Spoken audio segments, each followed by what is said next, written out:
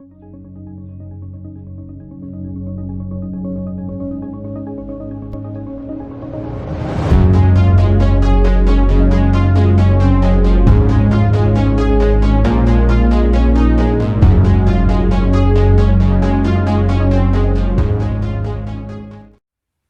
दोस्तों, स्वागत है फिर से आपका मेरे इस चैनल द ट्रेडिंग मिस्टिक में।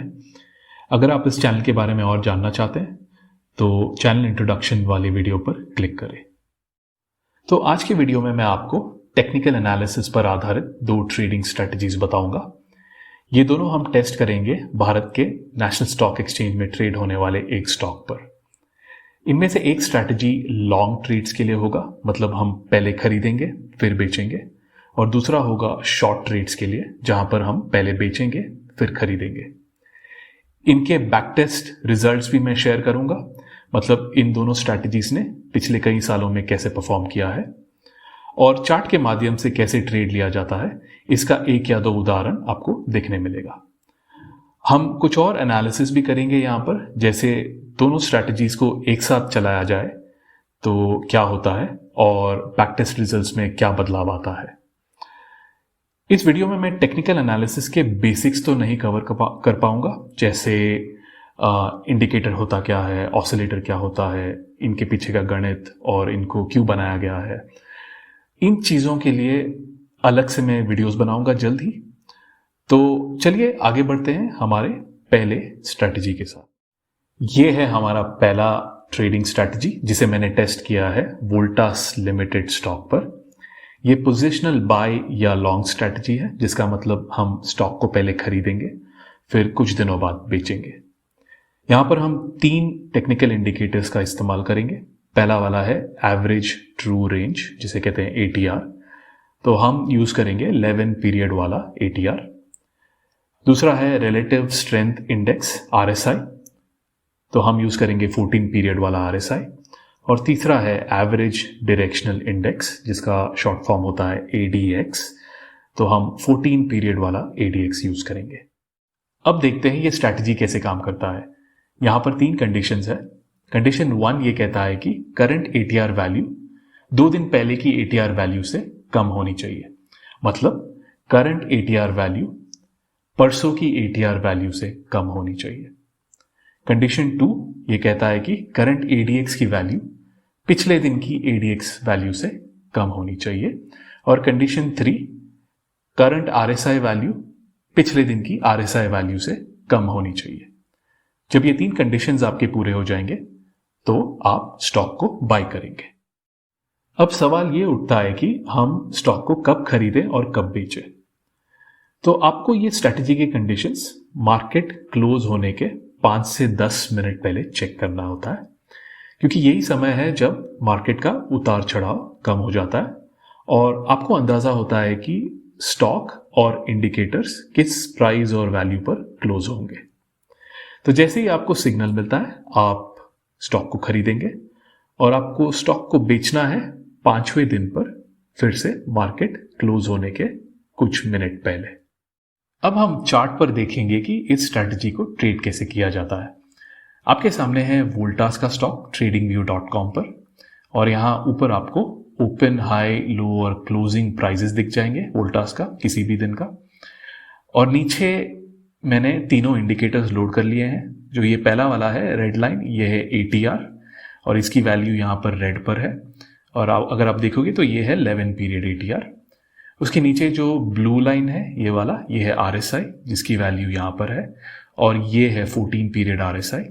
और उसके नीचे जो रेड लाइन है वो है ADX, जिसकी वैल्यू यहाँ रेड पर है, और ये रहा 14 पीरियड ADX। तो हम चलेंगे 1 अक्टूबर कंडीशंस चेक करने। तो जैसे मैंने कहा, ये कंडीशन आपको चेक करना है मार्केट क्लोज होने के 5 या 10 मिनट पहले। तो पहले कंडीशन के हिसाब से ATR क्लोज हुई 29.23, मतलब क्लोजिंग के पहले ATR 29.23 के आसपास ही रहा होगा। हम इसे कंपेयर करेंगे परसों की ATR से। सो परसों 29 सितंबर को ATR क्लोज हुई 29.33 पर। तो यहां पर करंट ATR जो कि 1 तारीख की जो ATR वैल्यू है वो परसों की ATR वैल्यू से कम है। तो कंडीशन 1 हमारा पूरा हुआ यहाँ पर। कंडीशन 2, RSI की वैल्यू 63.67 पर है, तो इसे हम कंपेयर करेंगे पिछले दिन की वैल्यू से जो है 30 तारीख को। तो 30 तारीख को RSI क्लोज हुई 64.69 पर, तो फिर से यहाँ पर करंट वैल्यू पिछले दिन की वैल्यू से कम है, तो कंडीशन 2 भी हमारा पूरा हुआ। कंडीशन 3, ADX की वैल्यू 1 तारीख को 39.35 और ये है 30 तारीख की वैल्यू 40.47। सो फिर से यहाँ पर 1 तारीख की ADX वैल्यू 30 तारीख के वैल्यू से कम है। तो तीनों कंडीशंस हमारे पूरे हुए, तो अब हम इस स्टॉक को खरीदेंगे। तो अगर आप टॉप पर देखोगे तो इस स्टॉक का क्लोजिंग प्राइस 1 तारीख को रहा 1215.25। तो मार्केट क्लोज होने के पहले हम इस प्राइस के आसपास खरीद लेंगे। तो ये हुआ हमारा डे 1, ये डे 2, ये डे 3, डे 4 और डे 5 जो कि 7 तारीख है, 7 अक्टूबर। तो यहां पर हम मार्केट क्लोज होने के कुछ मिनट पहले इसे बेचेंगे।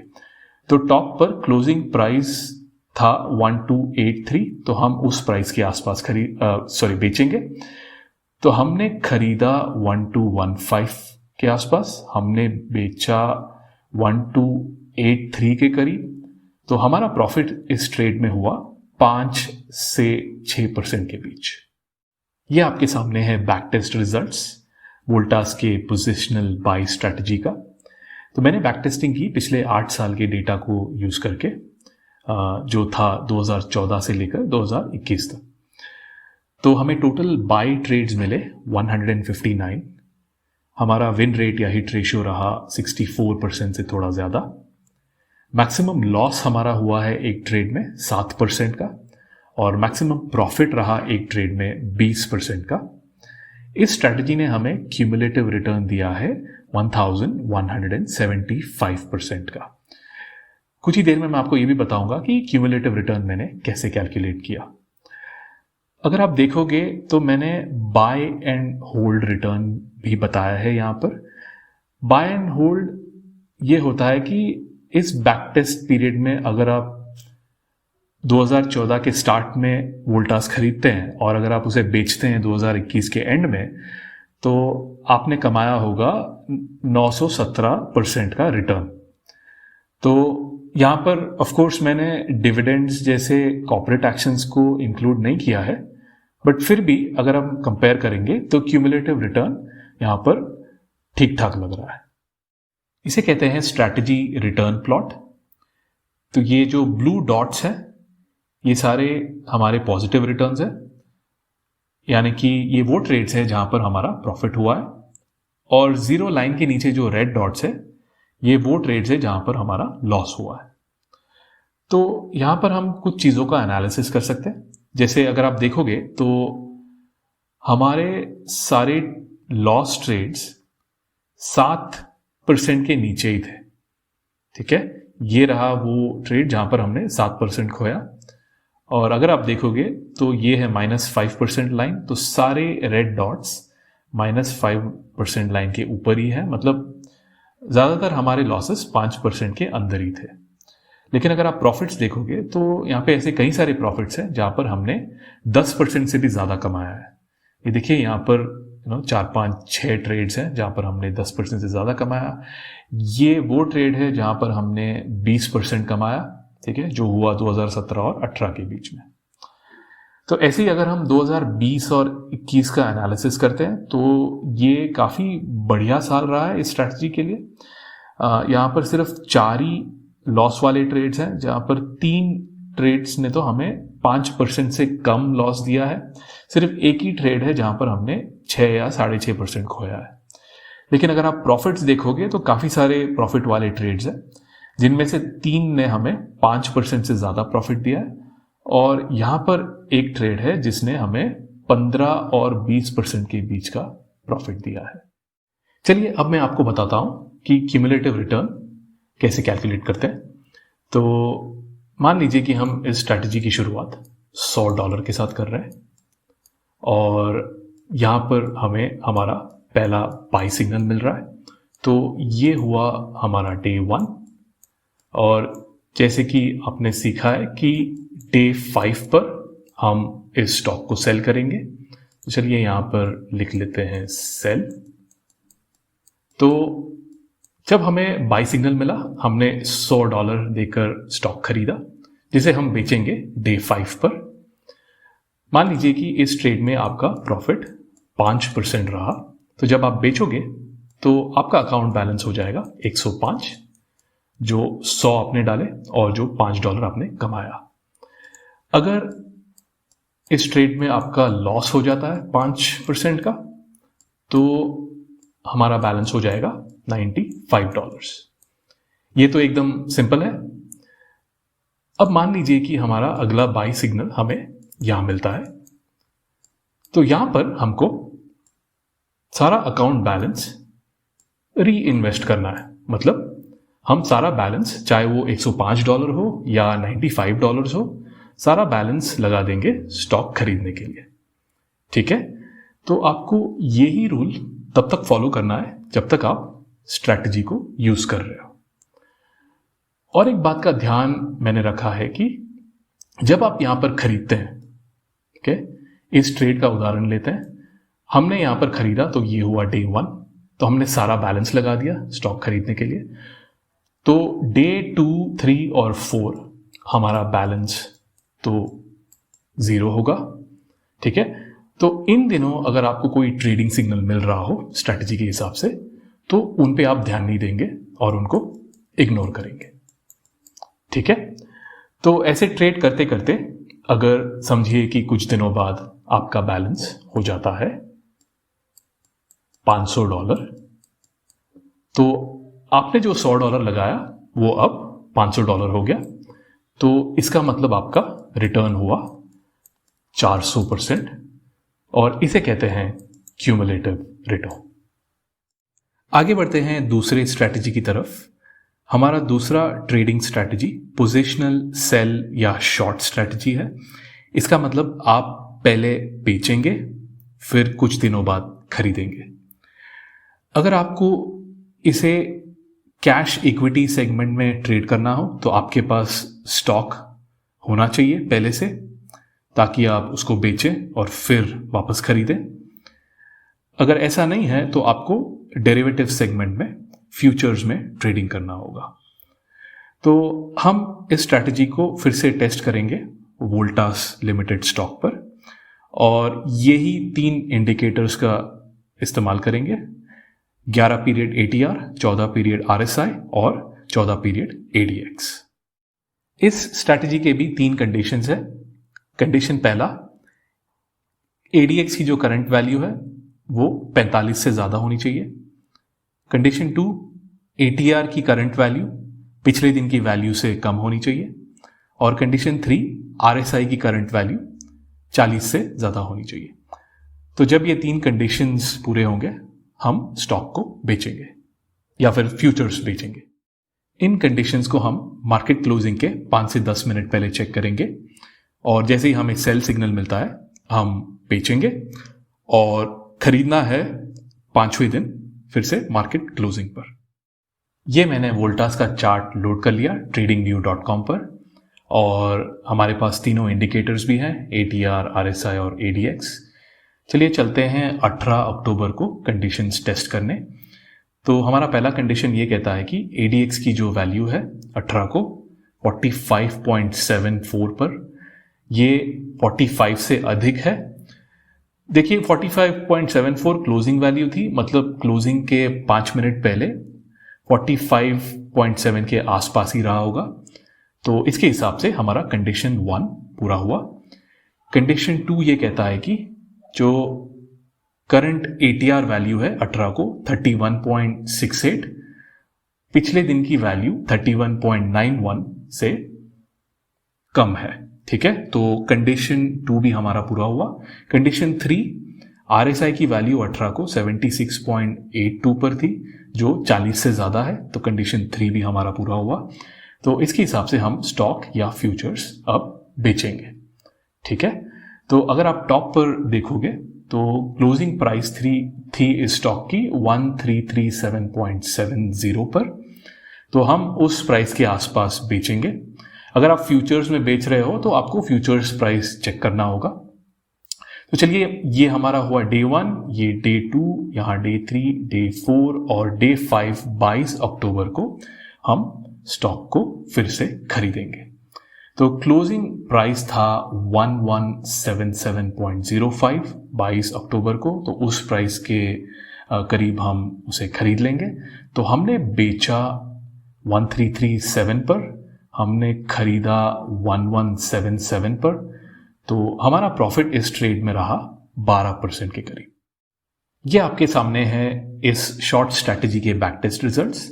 तो मैंने बैक टेस्टिंग की 2014 से 2021 के डेटा पर। हमें टोटल सेल सिग्नल्स या ट्रेड्स मिले सिर्फ 8। ओके, 8 साल में हमें सिर्फ 8 ट्रेड्स मिले, जिनमें से काफ़ी सारे ट्रेड्स 2019 के बाद रहा। लेकिन हिट रेशियो इन सारे ट्रेड्स में रहा 100%, मतलब सारे ट्रेड्स ने हमें प्रॉफिट्स दिए हैं। तो यहाँ पर maximum loss in a trade तो लागू नहीं है। Maximum profit in a trade हमारा रहा 12% का, जो थोड़ी देर पहले मैंने आपको बताया। और इस स्ट्रैटेजी का क्यूमुलेटिव रिटर्न रहा 37% पर। मैंने इन दोनों स्ट्रैटेजीज को एक साथ भी टेस्ट किया, तो एक बात सामने आई कि ऐसा एक दिन था जब दोनों स्ट्रैटेजीज ने मुझे सिग्नल्स दिए। बाय स्ट्रैटेजी के हिसाब से मुझे खरीदना था और सेल स्ट्रैटेजी के हिसाब से मुझे बेचना था उसी दिन। तो खरीदो और बेचो उसी स्टॉक को उसी समय, ये कुछ ना करने के बराबर है। तो इन दोनों ट्रेड्स को मैंने इग्नोर किया और इसके बाद जब मैंने बैक टेस्ट रिजल्ट्स निकाले तो उसमें कुछ बदलाव था। तो चलिए देखते हैं आगे कि क्या बदलाव है। तो ये रहा हमारे लॉन्ग स्ट्रैटेजी का रिजल्ट। तो एक ट्रेड हमने कम कर लिया, तो टोटल ट्रेड्स या बाय सिग्नल्स हुए 158। तो यहाँ पर हिट रेशियो हमारा थोड़ा बढ़कर 65% से ऊपर गया और बाकी तो सेम ही थे, maximum loss in a trade, maximum profit in a trade. Cumulative return हमारा बढ़कर 1257% चला गया। और ये है शॉर्ट स्ट्रैटेजी के बैक टेस्ट रिजल्ट्स। तो टोटल ट्रेड्स कम होकर 7 हो गए, हिट रेशियो तो 100% पे ही रहा, बाकी सारी चीज़ें तो सेम रही, बस क्यूमुलेटिव रिटर्न हमारा थोड़ा कम होकर 35% चला गया। तो ये थे इस वीडियो के 2 ट्रेडिंग स्ट्रैटेजीज जिनको हमने टेस्ट किया वोल्टास लिमिटेड स्टॉक पर। ये शायद किसी और स्टॉक पे काम नहीं करेगा, फिर भी आप चेक कर सकते हैं खुद से। कुछ भी करें लेकिन तुरंत पैसा ना लगाएं प्लीज़। देखिए ये स्ट्रैटेजी फ्यूचर में काम करता है या नहीं, थोड़ा ऑब्जर्व कर लीजिए। खुद के कॉम्बिनेशंस भी आप ट्राई करें, जैसे मैंने बताया ATR 11 पीरियड, ADX 14 पीरियड, इनको थोड़ा चेंज करके आप देखिए कोई और अलग कॉम्बिनेशन आपके लिए बेटर काम करता है या नहीं। फिर खुद से भी थोड़ा बैक टेस्टिंग कर लीजिए। पेपर ट्रेडिंग भी कीजिए tradingview.com जैसे प्लेटफॉर्म पर, जहाँ पर आपका असली पैसा नहीं लगे। और जब आपको पूरा विश्वास है कि ये स्ट्रैटेजी आपके लिए काम करेगा, तब जाके आप पैसा लगाएं। तो ऐसे ही स्ट्रैटेजीज को लेके मैं काफ़ी सारे वीडियोस बनाता रहूँगा और आपके सामने पेश करूँगा। तो स्क्रीन के नीचे जो सब्सक्राइब बटन है उसे आप क्लिक कर सकते हैं ताकि आपको पता चले जब भी मैं वीडियोस अपलोड करूं। तो बहुत धन्यवाद आपका और मैं आपसे फिर से मिलूंगा अगले वीडियो में।